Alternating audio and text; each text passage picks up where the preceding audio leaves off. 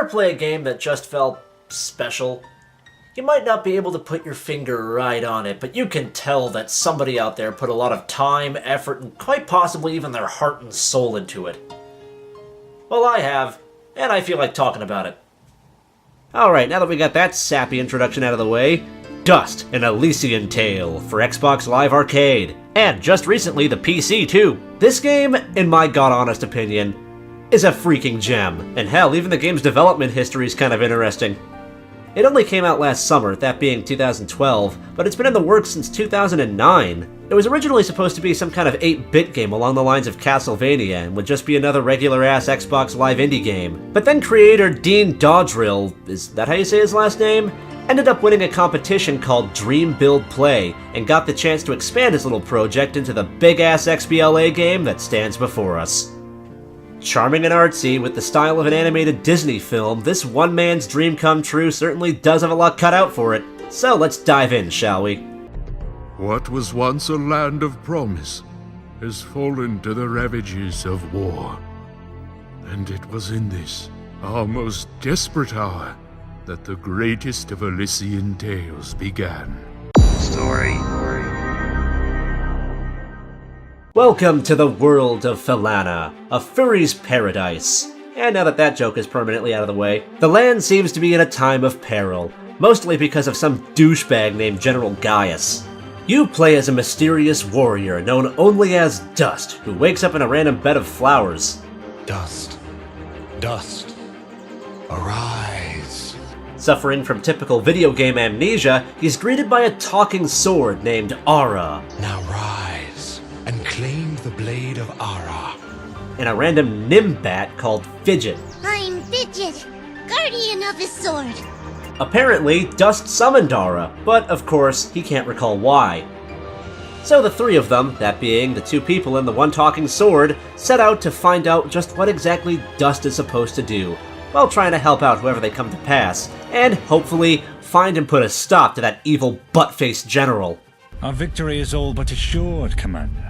We outnumber them 10-1. We possess superior technology. The game's script seems to have a pretty fair balance between silly and often referential humor and some pretty serious moments. He'll buy them at a high price. Well, yes. Yes, I will. Goes to some pretty dark places for a game with the E10 rating, and there are some truly sad parts. I don't understand. We got the water running. We did everything we were supposed to. Yeah, you're inevitably gonna find some cheese in a script like this, but I don't know, I liked it. It was a well-told tale, and while it initially seemed kinda like a lazy plot device, the actual story of Dust's past was pretty neat, so I can easily forgive the amnesia nonsense. Can Dust discover the truth behind his past, fulfill his destiny, and save the land from evil? Well, there's one way to find out, right? Dust can be easily described as a 2D side-scrolling hack-and-slash 'em-up mixed in with elements of exploration, weapon and ability collecting, and RPG leveling that has come to be known as the Metroidvania formula. You'll fight lots of monsters, explore cool areas, do side quests for neat characters, and of course, level up along the way. Hey, you just leveled up. Is that what I did? It feels good. The combat is all about combos and using your various abilities to build up a ridiculous hit chain. Your primary move is swinging the sword around, but you'll learn a ton of other abilities, none being more useful than the versatile Dust Storm. He spins the sword around really fast and all kinds of stuff happens. You can use it to juggle enemies around, fly all over the place, and it creates a gust of wind that you can use to guide objects and projectiles, which often comes in handy during puzzles. Who knows, use it at the right time and you might just uncover a secret. Like a Super Meat Boy cameo, okay. And of course, let's not forget about Fidget. She helps too, mostly by firing projectiles. On their own, they actually kinda suck. That was, very pretty. But combine them with the Dust Storm and you've got yourself some powerful screen-filling magic. Don't get too spammy with it though, otherwise you'll quickly run out of energy, represented by that white flame thing. Dashing also takes up energy, but fortunately melee combos fill that thing right back up.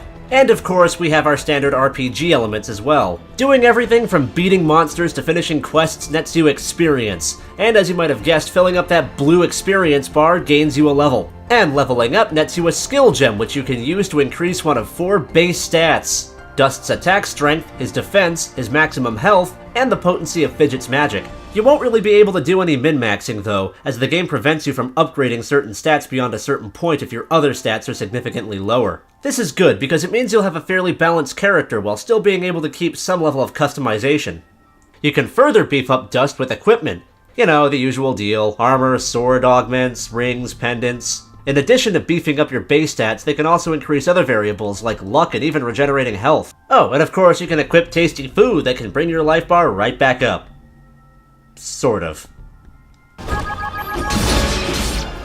The world doesn't really have an interconnected structure like most games in this genre. Whenever you leave a location, you set up camp and pull out a map so you can pick your next destination. There are only a couple of actual towns in the game, and with the exception of Aurora Village, they're usually in larger areas. But don't worry, because the inhabitants of each town will certainly give you plenty to do. While you're down there, why don't you make yourself useful and collect me my hitting stick? Alright, Blop. If I should come across your hitting stick, I'll be sure to pick it up. There are quite a handful of side quests in the games, and not all of them are short. More importantly though, none of them really feel like throwaways. In fact, finishing all of them is pretty beneficial. For example, there's one that gets you hooked up with a blacksmith that can craft materials for you. Not to mention that the characters that you do most of these quests for are really likable. Especially this guy. I'm Augustin, local strongman. Say, you wanna arm wrestle? See, I just knew standing around here would pay off. That barrier couldn't take it anymore and just shattered. Good work, Augustin. I knew I could count on you. Save points are all over the place in the form of these weird shrine things. Simply passing through one writes to an autosave, but you can also manual save too. Also, standing in the middle of it for a couple of seconds will give you back some health if you're running low. You can also use them to teleport to a different area, but you'll need a teleport stone to do it. Of course, it wouldn't be Metroidvania if you didn't get special abilities later on that let you reach previously unreachable locations. You get a slide kick which lets you slide through tight spaces, a double jump that lets you reach high places, yeah that rhymed, and a climbing ability that lets you latch onto fiber optic vines, or something. You'll also get some extra elemental magic for Fidget, like the screen-covering flame, or the super concentrated and accurate lightning. You'll also come across color-coded resonance gates, which only open if you're carrying a specific resonance gem of the same color. These are mostly reserved for side quests, but they do make a cool sound. Last but not least, there are these cool challenge arenas hidden throughout the world, which make you fight a bunch of monsters while running through an obstacle course of sorts. The whole point is to destroy all the lamps while beating monsters to get extra points, all while running through the course as fast as possible while taking as little damage as possible. They even added a bit of a competitive edge by including leaderboards for these areas. Also, these arenas give off a huge Symphony of the Night vibe. That's awesome. But yeah, the overall structure of the game is really solid. You always know where you're supposed to go in the main storyline, but it lets you get there at your own convenience, allowing you to fight and quest to your heart's content. Controls are pretty straightforward. A jumps, X uses the sword, Y performs the dust storm, and B uses Fidget's magic. Also, pressing X then Y in sequence lets you perform a launching attack which you can use to set enemies up for aerial combos. Dashing left and right can be done either by pressing the triggers or using the right stick. Pushing up on the left stick, when prompted, will let you perform a context-sensitive action, like talking to somebody or opening a door. The menus are pretty self-explanatory, but one thing that's worth noting is that clicking the right stick in-game will automatically take you to the area map, which is pretty useful. The controls here are great. It never feels too stiff or too loose. Attacks blend into one another perfectly, and it's just fun. The map is really easy to read too. It's easy to tell where shops and save points are, and it also tells you where there still might be some treasures and goodies to pick up. As far as difficulty goes, it's kind of up and down. You start off pretty weak, as in a couple of the bigger enemies can take you down in almost one hit week, making those reflexes necessary. But fortunately you do level up pretty fast, so you'll be able to beef Dust up in no time. Then you'll stand a way better chance. Still can't get careless though.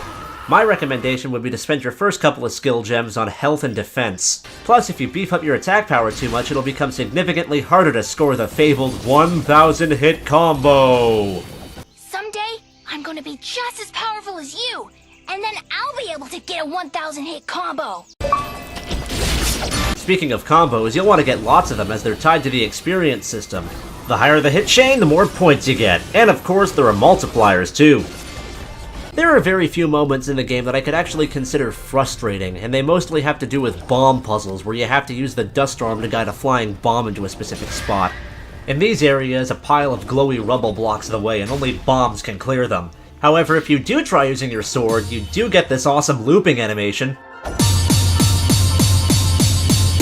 There is damage knockback, so fighting enemies can be a real pain in the ass in certain places, particularly where spikes are involved. But fortunately, you do get post-hit invincibility when that happens, so you're never gonna get caught in a ridiculous damage loop, which was my biggest problem with Hell Yeah.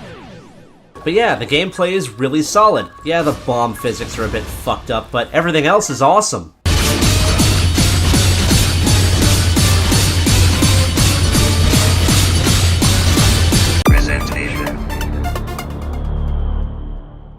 Not to sound cheesy or anything, but this game looks fucking beautiful. When I reviewed Hell Yeah, I said that while 3D art can look amazing, there's something that just speaks volumes about the 2D hand-drawn stuff. And holy shit, does Dust ever take this point home. The environments are super detailed with vibrant colors, roaming wildlife, and neat weather effects. The backdrops look great, and it's just really, really, really pretty, especially in HD. Of course, you also get the character sprite animations as well, and they look great too, none more so than Dust himself. It's so good you'd think that some dude from Disney drew it. This is true living, breathing art right here. The ambient particles, the way that trees and other props blow around when you use the dust storm, it's just striking down to every last detail, and I freaking love it. The character designs are colorful and cartoony, and while I am aware that a lot of people are turned off by the whole walking, talking, animal, people thing because furries ruin the internet, if you can actually get past that and appreciate, art, then you'll come across a colorful cast of bunny-like people, possum-like people, and whatever the hell the people of Mudpot are supposed to be. Fidget in particular is just adorable. We're, Prospectors! We are prospectors! And we're out on an excavation to find, ore deposits in the mountains.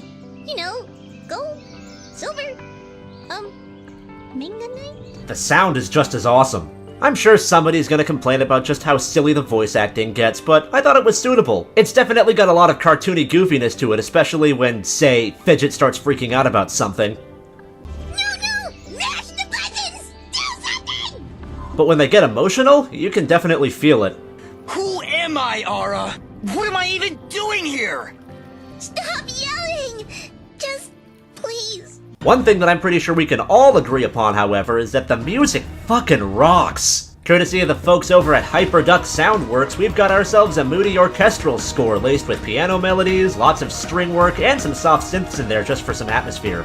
It's awesome, and I've been playing it in the background this whole time, so yeah, great job guys. The rest of the audio design is also pretty good as you would expect. It makes the environments even more awesome to behold, and it makes the combat even that more satisfying.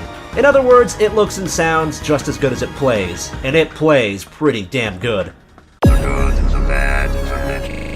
The problem with having a section like this, where I have to try to find an equal amount of good and bad points for a game, is that it's a bit difficult for a game like this, essentially the opposite of Bomberman Act Zero. You are dead. But for your amusement, I shall try. Oh god, I shall try. Everything about the controls just feel right, even the dashing move. Before you know it, you're gonna be skillfully maneuvering around the arena like mad, and not too many of these 2D side-scrolling games control like this anymore.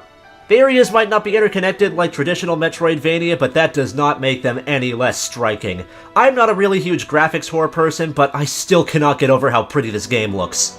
One of my favorite smaller details is on the map screen. You're parked right in front of a fire with a map out, thinking of where you're supposed to go next. The stars are twinkling in the sky, the crickets are chirping in the distance, and the ambient piano music creates a very calming atmosphere. Who knows, it might even make you reflect a little bit. And if you occasionally look to the right, sometimes you can see Fidget hanging around on a tree branch, either nomming on a marshmallow that never seems to go away, or just completely passed out.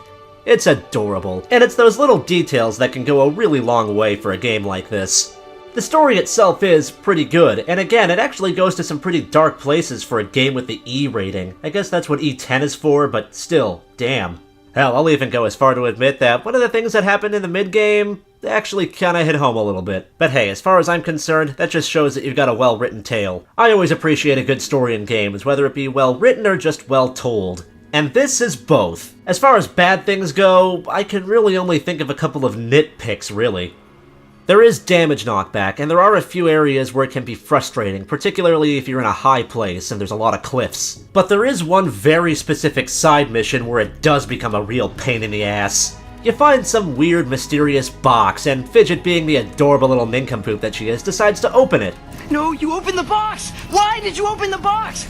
After which an evil spirit pops out, latches onto your soul, and tries to kill you, and the only way to get rid of it is to kill yourself first. Which you'd think would be easy, but because you're taking constant damage, Dust keeps thinking it's alright to just fly backwards all of a sudden. Navigation becomes an incredibly annoying issue as you are desperately trying to just get out of the fucking town so you can find some monsters to beat you up. You thought the tripping and brawl was bad? Well, you ain't seen nothing yet. Oh, okay, yeah, oh jeez, can you stop doing that, please? I'm just trying to go outside so I can fucking kill myself! Thank you! Fucking come on! Oh, fucking they said suicide is painless. They obviously haven't played Dust. All the other problems that the game seems to have are issues of preference that other people have that I simply just don't, especially when it concerns the character designs. Seems like a lot of people dismiss the game because it has fur-bitten characters in it, and all I gotta say is, if that's your problem with it, then get the fuck over yourselves. Remember Saturday morning cartoon characters in the 90s? Or hell, even half the video game mascots back then? Yeah, they were all anthropomorphic characters, so how the hell is this wrong? Don't let those weird-ass furry communities scare you off. Just sit back, have a good time with a good game, and let art be art. Now I'm starting to get off track. Yeah. Glitches. Probably. This is a pretty well-polished game. There aren't that many glitches to speak of, really. Well, except for the shop, but it's a pretty small one. Sometimes if you skip the shop dialogue, it messes up the music. The volume keeps going up and down, like, very sporadically. It's weird. It's almost like a spazzy ducking effect.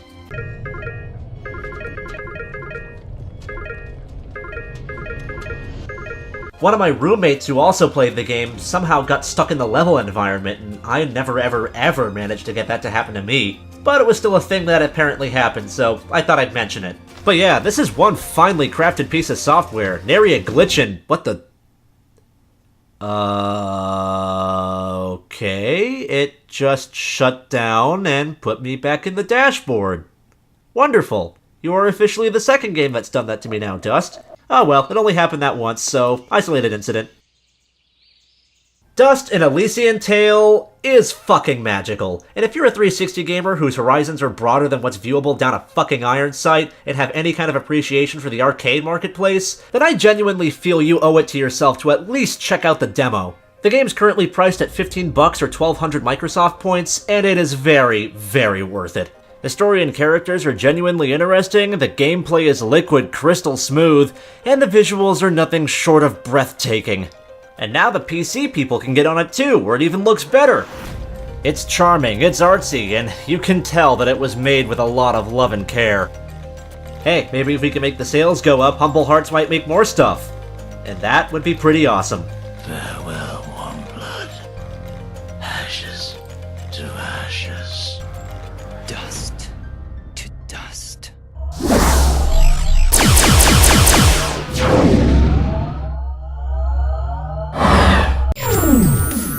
Hey there! If you enjoyed that video, then why not like, comment, and then subscribe? You know, if you haven't done so already.